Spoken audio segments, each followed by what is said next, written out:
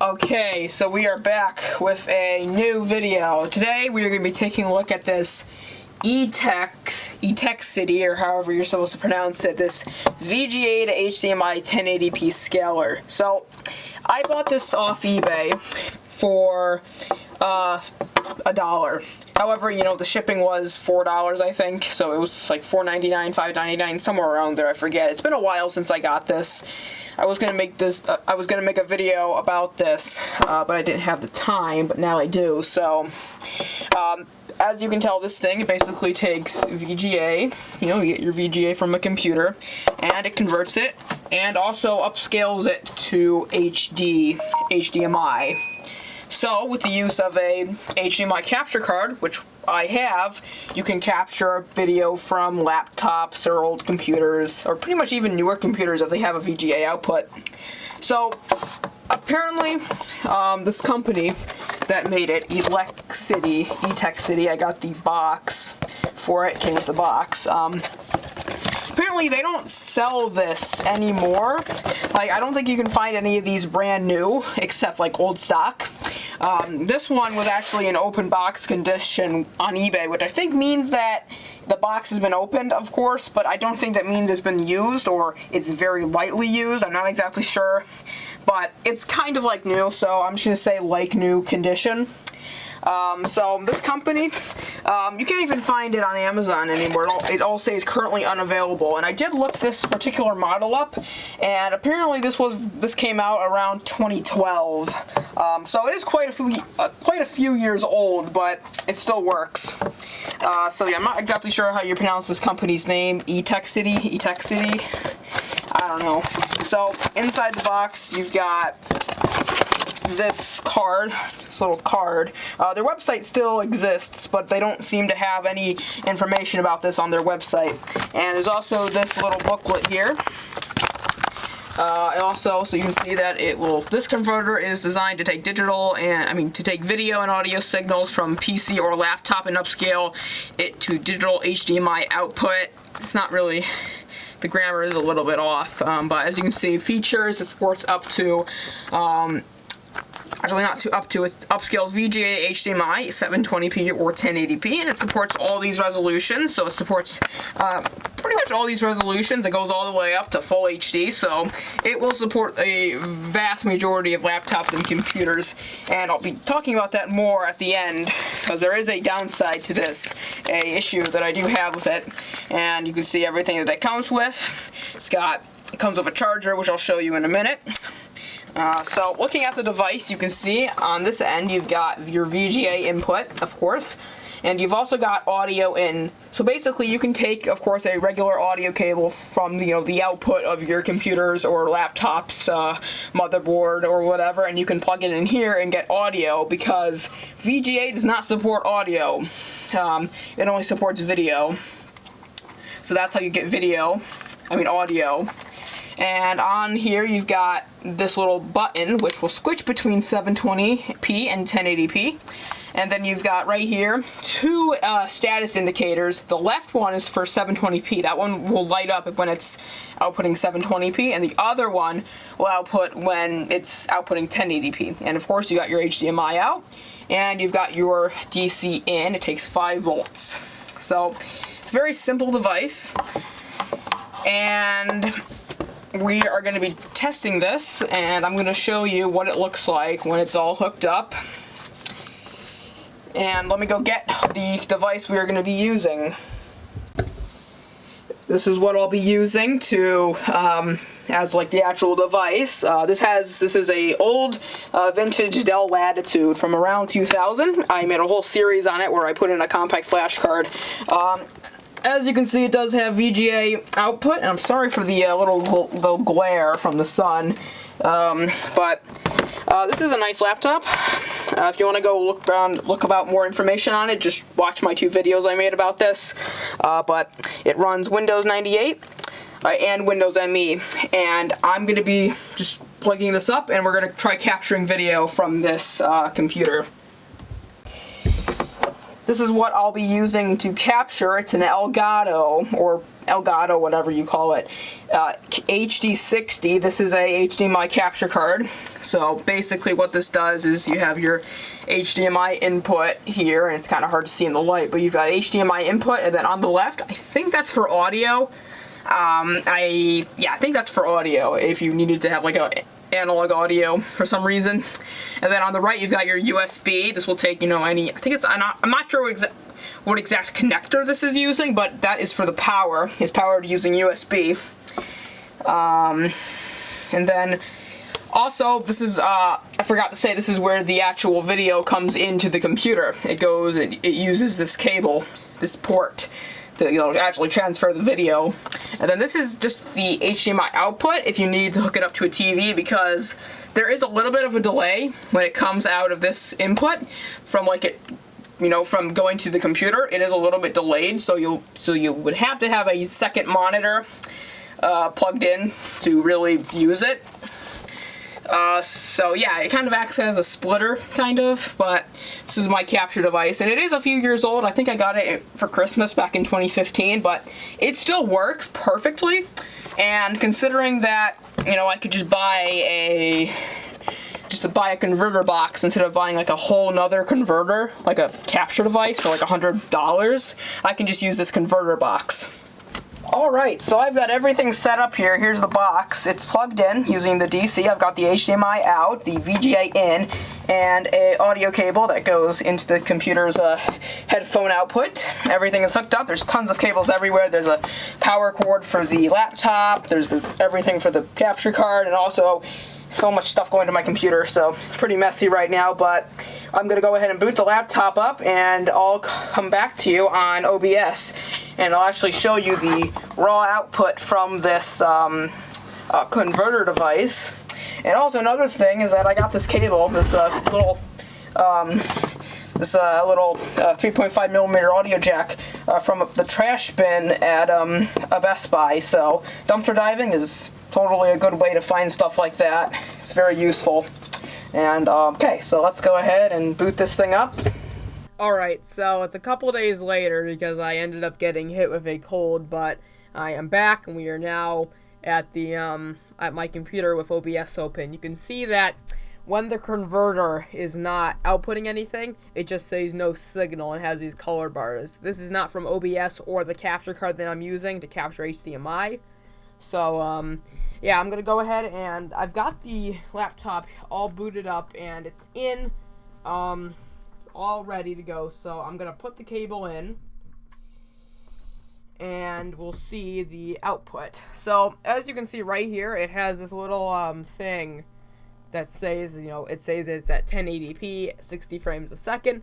This does go away in a couple seconds. However, I don't think there's a way to manually disable it. Yeah, we can also switch into 720p with the click of the button.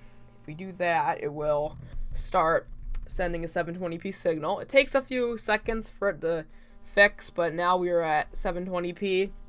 I don't know why it has these black bars. I'm not sure if that's the capture card doing it or the converter, but I think it's just my capture card that's doing that. So I'm just gonna go ahead and switch it to 1080p again. Take a few seconds. It's a little bit delayed between my capture card and the computer. Like, I'll see it on my other monitor here before you see it on the OBS. So it's a little bit delayed, but here we are. So I've set it to 724 by 768 because for some reason, I don't know if this is just with this particular machine, but if I set it to 800 by 600, give it a minute. It does this, which is really, really weird. It looks like maybe something with the blanking interval or something like that, but it will just go crazy. I'm not sure if this can trigger epilepsy. I'll put a little warning, I guess. But, yeah, then it reverts back to 1024 by 768. So, I don't know if that's just a thing with this particular machine, or if it just can't capture 800 by 600. But we can go up to, I think we can go up to 1280 by 1024. Let's see if we can do that. We can, but unfortunately it has this weird thing here where you have to scroll to reveal the screen. It's a pretty weird thing. This is just on this particular laptop, I think, because the graphics driver. Let's just set it back to what it was before. And considering that this laptop's LCD is only 800 by 600, when I actually have it set to 1024 by 768, it does the same effect that I was showing you before with the bigger screen resolution on this one. It's kind of hard to explain, but it's doing the same thing on the actual LCD. You're not seeing it on the external output. But anyways, there is a few issues I've noticed with the picture. If you look at the far left of the screen, it's cutting off a few pixels on the very far left. I'm not sure why it's doing that. It's not a big issue. It's only a few pixels. It's not that bad. But show a picture of the actual LCD compared to the external monitor, but you can tell that it is cutting off a few pixels on the very edge, the left edge. I don't think it's cutting off anything on the top or on the, well, I can't really show that. I don't know why it keeps going, but, yeah, but overall, it is a pretty good image. That's the only thing really wrong with the image. Of course, this is VGA, so you're not going to be getting super high quality. And of course, it is being upscaled to 1080p, but overall, it does look good. The main reason why it kind of looks a little bit weird, I think, is because it's being stretched to 16 by 9, because I think that's the converter doing that. But, you can always go into OBS or any video editing software and you can just set it to display in 4:3 mode, and I'll actually do that right now for a quick moment. And it does look a little bit better like that. It looks a little more sharp because the pixels aren't being stretched. But yeah, let's go back to that regular mode at 16 by 9, the raw output. Now, I'm going to go ahead and talk about one of the other issues with this capture card. Now, basically, this isn't a big issue if you're using, like, newer computers, but on a computer like this, Windows 98, which is DOS-based, it's going to be a major issue. So if we go to restart in MS-DOS mode, I'll go ahead and hit OK. We're going to go ahead and restart in DOS. There's no signal. Now, on my LCD screen right over here, which is, the LCD of the laptop, you can see, DOS is enabled. I can see DOS. However, it does not show up over the external output. Well, it sort of is, but my capture card isn't playing friendly with it because DOS, MS-DOS, and I think other older versions of DOS, like, we're talking like 1980s here, they have text mode. It's VGA text mode, and apparently this capture card, this converter, the converter box, not the capture card, it kind of gets a little confused here, and it just doesn't convert it. I don't know why it does that, but you can go ahead and read more about VGA text mode. It's not your standard, 640 by 480 resolution. It's a weird resolution. It's a different aspect ratio than what you would normally see, and I guess this capture card does not want to do it. So, yeah, it will not capture DOS unless your computer has some sort of scaling on it that can scale the external output up to like 1024 by 768 or something like that this capture card can actually do. And I've just referred to it as a capture card. It is a converter box, so that's a little bit confusing there, but if I go ahead and just type in Win to get back into Windows 98, it will restore the image, but I might have to change it back to 1024 by 768. It might go into the 800 by 600 mode, which is all screwy. Okay, we're back into 1024 by 768, but and now you can hear the audio output. The audio output, it's not that bad. It's not really anything good, but it's okay for just capturing audio out of your old computer. So, yeah, so I'm gonna try a different laptop now, and see if that's really any different, how the image looks on there, and seeing if we can actually capture video in 800 by 600. Okay, so we're at my Thinkpad T60 now. I'm not showing you my compact M2000. I thought this laptop would be a lot better. This is a little newer than the Dell Latitude from about 2006. So I have it running Windows XP. It also does run Windows 10. And I have it set to full HD, which is actually pretty surprising to see Windows XP in full HD. Obviously, you can tell that it's kind of a little bit fuzzy because it's an analog VGA signal, but it looks pretty good. And as you can see, it is still doing the very weird thing where the image is kind of shifted to the left, and it's cutting off pixels on the left. And if you look over here, you can see that there's some black pixels over here. So what I think is that the converter box is moving the image a little bit over to the left too much. So, however, this laptop actually has a little feature in its graphics driver that can shift the screen manually to fix this. I'm not sure if every laptop or computer can do this, but yeah. So if we go ahead and move it over to the right a little bit, you can see that the image is moving over to the right. And we can move it over to the right. Okay, that's too far to the right. Let's move it back to the left. Let's see. Alright, I think that's good. Yeah, that's definitely accurate. There's a little bit more of some black pixels here, which is pretty weird. If we go back to here, move it again 1 pixel to the right. Yeah, it is pretty weird, but if you adjust it perfectly, it will look pretty good. I'm not sure, like I said, I'm not sure if all graphics cards allow this, but it does work on this one to kind of help fix the problem that this converter gives us. It does fix that. So, I'm still not sure why it does that. The converter does that. So, this is full Windows XP. I can show you Windows 10 in a moment, but as you can see, it is pretty okay for just having like a second monitor. You can tell that it is a little bit lower quality because of course it's an analog signal. So remember how we were talking about Windows 98 and how the image went all screwy when it was at 800 by 600? Well, I'm gonna go ahead and try that right now and see if that was it, but I think it's not that, it's something else. So I'll go back to Displays Manager and we'll change it all the way back to 800 by 600 and see if it messes up the screen.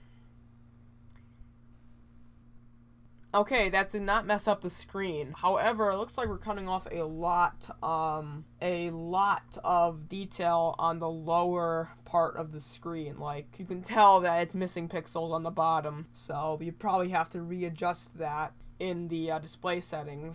But I think it was actually the problem why we saw that screen tearing earlier before is because of the refresh rate. And you just saw it right there for a quick second. That's actually weird, but now it's back. So you'll notice that we're at 60 hertz, which is pretty good.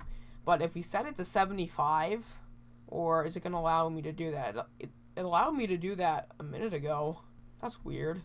It was allowing me to change the refresh rate a few minutes ago. I don't know why, but now I guess it doesn't want me to do it. Go back to here. The control center. Let's go to... I really don't know why we cannot change the display. That's very, very weird. But I noticed that when I set the refresh rate to 75 hertz, it would go all crazy. So I guess it was just a problem with the refresh rate, but I'm not exactly sure why that was happening in Windows 98. But yeah, it does work when you have it adjusted correctly. So I'm going to go ahead and show you Windows 10, and then I'll give my final thoughts on this. So let's go ahead and turn this off and restart it. There's the audio input.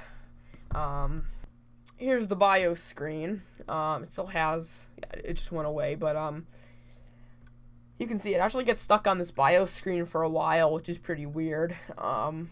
Yeah, I don't know why, but when the computer boots up, it does all this weird stuff with the output. I guess it's because when it's booting up, it kind of changes resolutions a lot, so it kind of has to keep up with that. So now it's going to ask us if we want to boot into Windows 10 or Windows XP. I'm going to go ahead and select Windows 10. I'm not exactly sure why it's not capturing that screen. It should be allowing me to convert that. Oh, I think I actually have to set it up to actually display on an external monitor. So let me go ahead and do that really quickly. That's probably why it's saying no signal. Okay, this is let me try setting the display to its native resolution. Like, so this is like an extended display. If you notice, I can kind of move windows over to here. But that's not what we want. I want to duplicate these displays. So let's see, extend these displays. No, we want to duplicate these displays and try that.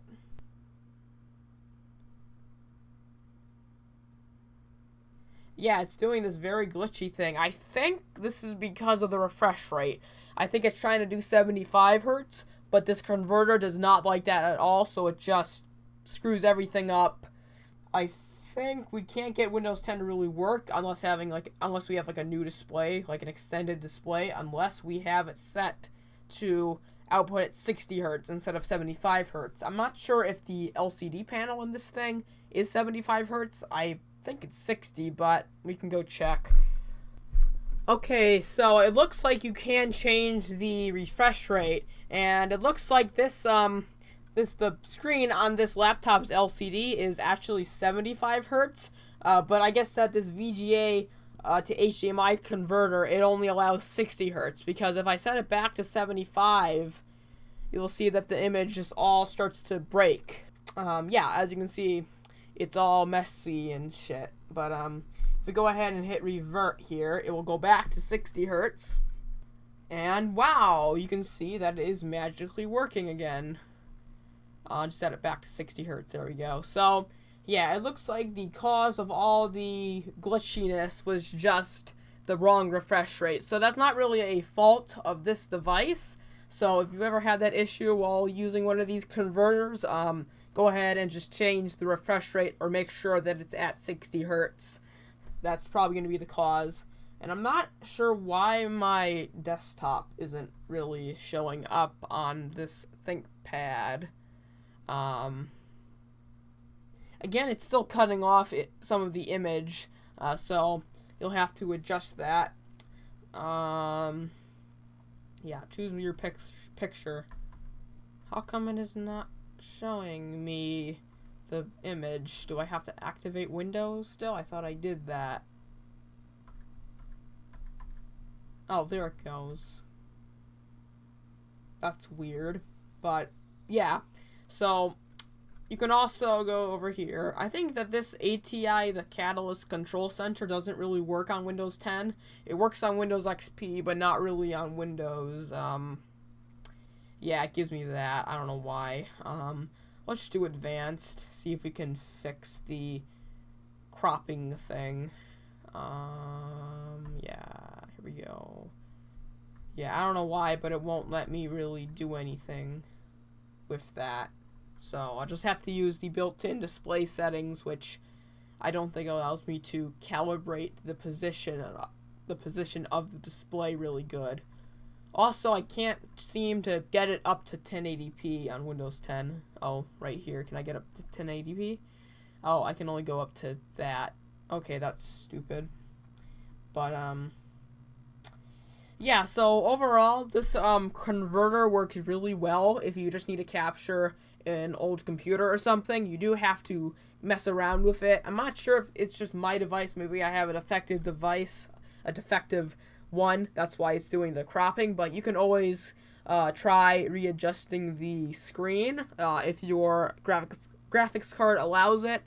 Not exactly sure if you can do it on every single computer or laptop, but I think you might be able to. I think you should be able to do that. So overall, I will go ahead and tell you my final thoughts on this converter box. So, what are my final thoughts on this device? Well, it's a pretty good deal for $5. It has a few issues with it. Like I said, it will not capture DOS, and it does cut off a little bit of the image, which can be easily fixed.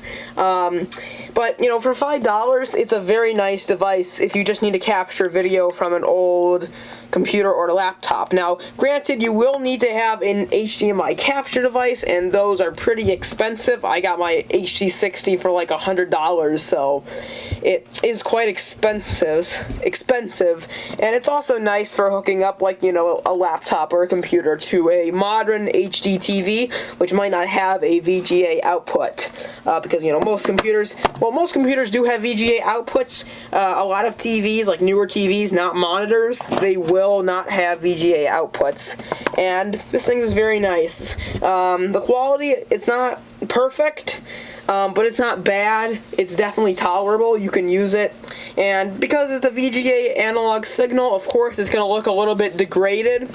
It does a good job upscaling to 1080p. And yeah, so my only complaint with it really is that it does not capture DOS, and sometimes it does not support higher refresh rates like 75 hertz. It only supports 60 hertz. But yeah, if you were to find one of these, like I said, I don't think they make these anymore. These are like a out of stock thing. So if you can find maybe some like old stock or something for like $5-10 or something, or maybe somebody's selling their used one, I'd definitely pick it up. It's definitely a good device.